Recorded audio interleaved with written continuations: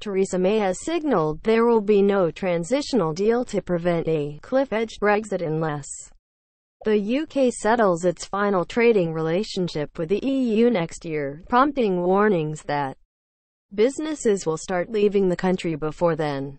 The Prime Minister surprised MPs when she told them in a Commons debate that there could be no implementation period unless the UK had settled its future partnership with the EU, which is unlikely to happen until next summer at the earliest and may fail to be agreed at all. Her remarks alarmed MPs fighting against a hard Brexit.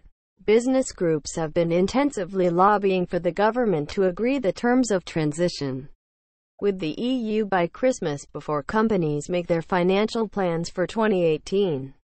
Labour warned that the delay in agreeing a transitional period was a recipe for job losses, businesses disinvesting, and an economic downturn, while the backbench Tory MP Nicky Morgan called for more clarity for businesses. Theresa May drags herself in for ritual update on lack of Brexit progress. John Crace Read more. The Prime Minister was responding to a question asked by Iain Duncan Smith, a former party leader and a leading Tory Eurosceptic, to confirm that there could not be agreement on an implementation period until there was a final deal that could be worked towards.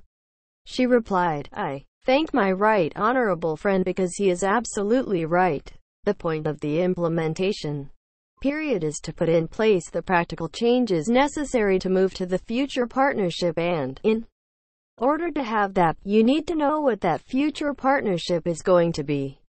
She was pressed to clarify her remarks by Yvette Cooper, a former Shadow Home Secretary, who asked whether she meant there won't be any transition deal at all if no long-term UK-EU trade deal was agreed by this time next year. An implementation period is about a period that is adjusting to the future relationship, May said, implying that there could be no transition if there was nothing to implement. "That's the basis on which I've put it forward to the European Union, and that's the basis on which we'll be negotiating an agreement," May said. The EU's chief negotiator, Michel Barnier, had suggested that any trade deal with the EU would need to be agreed by October 2018 in order to be ratified by all the national and regional parliaments in time for the day of the UK's exit in March 2019. But Barnier appeared to contradict her comments on Monday, saying any final trade deal could